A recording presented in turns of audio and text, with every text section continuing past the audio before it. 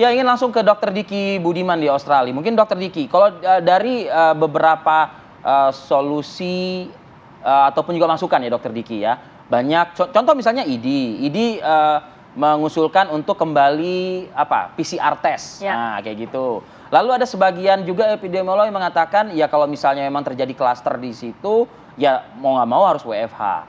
Nah coba dari aspek epidemiolog, bagaimana Dokter Diki menyikapi BA4 dan BA5 ini? Ya, BA4, BA5 ini sekali lagi menunjukkan bahwa dia membawa pesan yang jelas ya, bahwa pandemi belum berakhir. Kedua, bahkan ketika kita tidak bekerja bersama, ya, berkolaborasi, lahir satu varian atau bahkan ini kan subvarian Omicron yang punya potensi yang jauh lebih di atas semua varian of concern atau subvarian yang sebelumnya. Dari penyebaran, dari kemampuan menginfeksi, bahkan dari sisi keparahan. Ini ya, karena apa? Ada mutasi-mutasi yang menjadi kombinasi dari varian of concern sebelumnya. Sehingga saya ingin meramun menjadi dua hal ya. Ada kabar baik, ada kabar buruk ya untuk ini Mas Arief ya. Pertama kabar baik dulu saja. Kabar baiknya adalah bahwa vaksin itu masih efektif, tapi 3 dosis. Harus 3 dosis. Dan itu juga dosis ketiganya harus messenger RNA gitu.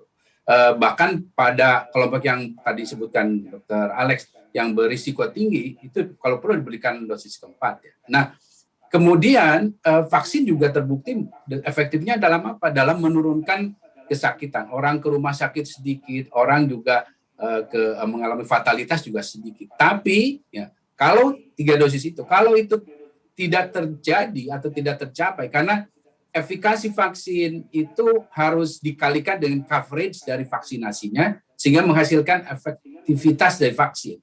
Kalau coverage-nya kurang, di negara-negara Eropa ini kurang nih, yang dosis boosternya inilah yang akhirnya sekarang di Eropa, sebagian negara Eropa, itu meningkat kasus kesakitan ke rumah sakit maupun kematian akibat BA4, BA5 ini. Jadi yang menunjukkan ini cukup serius ya.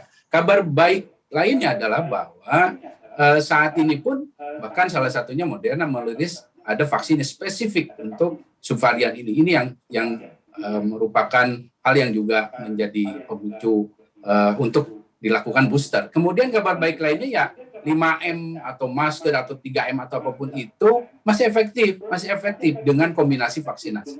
Nah sekarang kabar buruknya, ya ini kabar buruknya ya, silakan dihitung aja kabar buruknya. BA4, BA5 ini pertama, dia memiliki mutasi, ada L452, ada F486, ada bahkan Q ya, yang artinya kemampuan dia terikat pada sel tubuh manusia, reseptor ACE2 itu luar biasa, kuat sekali, sehingga mudah menginfeksi, bahkan dia akhirnya cenderung seperti karakternya udah nggak seperti Omicron. Karakter dia itu bahkan lebih cenderung ke Delta atau minimal alfa, yaitu apa? Sirkulasi replikasi dia di saluran di paru, di jaringan paru itu luar biasa.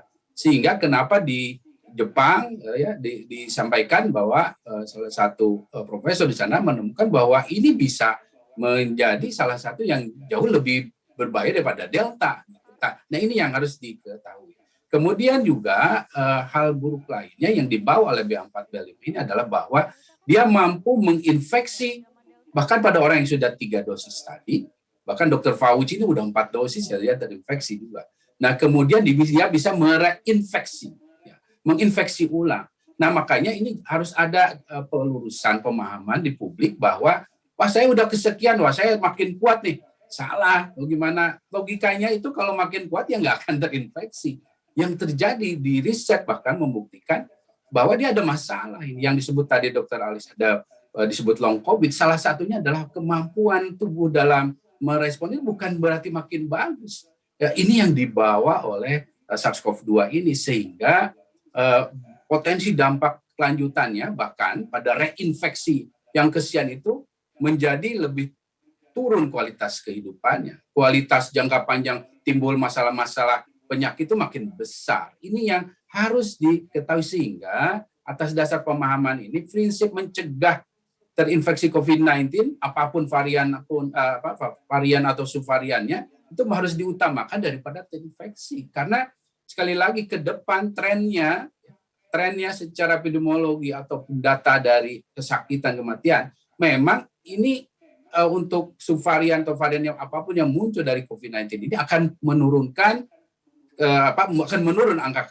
kesakitan kematian. Tapi dampak lainnya, dampak kolateralnya itu bisa meningkat akibat banyak kasus tidak ditemukan, banyak kasus tidak ditangani baik, sehingga yang disebut dengan long COVID ini makin muncul, dan ini yang harus disadari oleh kita semua. Dan sekali lagi, pandemi ini belum usai dan tentu situasinya sudah semakin membaik sebetulnya. Ancaman gelombang 4 jelas sebetulnya, tapi ya beda dengan sebelumnya. Ya artinya trennya itu berbeda. Dia kasus infeksinya bahkan bisa lebih tinggi sebetulnya dari Delta. Tapi beda ya. Infeksi itu beda dengan sakit. Ya. Orang terinfeksi itu bisa nggak ada gejala, mayoritas bahkan tidak bergejala. Apalagi Indonesia punya demografi muda yang besar, cakupan vaksinasi kita sudah besar juga. Tapi ingat tadi ya, bahwa potensi bahkan 1/5 dari yang penyintas itu bisa mengalami long COVID, ya. Bahkan mengalami hal-hal lainnya yang sangat buruk. Selain itu, angka kesakitan dan kematiannya ini memang akan menurun, tapi akan bergantung pada daerah mana. Ingat tadi disampaikan juga bahwa cakupan vaksinasi khususnya booster ya, dosis ketiga kan masih kurang, dan itu bisa apa yang terjadi di Eropa, apa yang terjadi di negara lain bisa terjadi, dalam artian kasus kesakitan kematiannya yang bisa meningkat. Kita sekali lagi ingat ya bahwa 2 tahun kita melalui pandemi ini, meskipun yang dilaporkan sekian oleh pemerintah, tapi data ya dari WHO menunjukkan estimasi angka kematian yang sebenarnya excess death kita itu 7 kali lebih besar. 7 kali lebih besar dari yang dilaporkan. Artinya kasus infeksinya luar biasa besar. Makanya jangan heran kalau secara surveinya juga begitu tinggi. Tapi ingat, sekali lagi, ini kita menghadapi potensi tsunami long COVID di masa yang akan datang. Nah, itu yang harus kita cegah. Dr. Diki, ya baik. Memang 2 tahun ini harusnya sudah menjadi pembelajaran juga untuk kita semua bagaimana kita bisa mengantisipasi agar tidak terinfeksi COVID-19. Saya mau ke Dr. Alex. Dr. Alex, terakhir, akankah pemerintah akan memperketat begitu kebijakan-kebijakan yang ada dengan semakin meningkatnya nih? Singkat saja, Dr. Alex. Kalau kita lihat dari berbagai evaluasi yang dilaksanakan baik oleh PPKM di Jawa Bali maupun di luar Jawa Bali, tentu evaluasi ini terus dilaksanakan setiap 2 minggu dan ini terus dievaluasi sesuai dengan parameter yang ada. Jadi perlu pemikiran kembali mengenai satu, rendahnya testing ini supaya ditingkatkan kembali. Tentu testing tidak hanya kepada orang yang bergejala, tetapi juga mereka yang kontak erat. Dan yang kedua, tentang vaksinasi, saya setuju dengan apa yang disampaikan oleh Dr. Diki bahwa memang perlu percepatan. Dan percepatan itu juga harus dilengkapi juga dengan akses dan fasilitas yang tersedia. Kalau kita ingat di akhir 2021 sentra vaksinasi sedemikian banyaknya sehingga masyarakat bisa memiliki akses dan mendapatkan akselerasi untuk vaksinasi. Tapi kalau kita lihat capaian vaksinasi booster setelah libur Idul Fitri, ini kelihatan turun. Dan kalau kita lihat hanya Provinsi Bali yang mencapai 50% untuk vaksinasi ketiga. Dan kemudian hanya 5 provinsi di Jawa yang memang sudah di atas 40%. Tapi 30 provinsi lainnya itu masih berkisar antara 6 sampai 28%. Jadi untuk ini tentu ada harus mekanisme yang diambil agar vaksinasi ketiga ini pencakupannya bisa lebih luas dan lebih cepat. Mungkin bisa dicapai dengan sebagai kewajiban untuk perjalanan, atau yang kedua, sosialisasi bahwa vaksinasi ketiga ini dalam rangka proteksi dirinya. Sehingga dengan demikian masyarakat tidak lagi melihat bahwa ini semata-mata untuk kesehatan perjalanan, tapi juga untuk proteksi.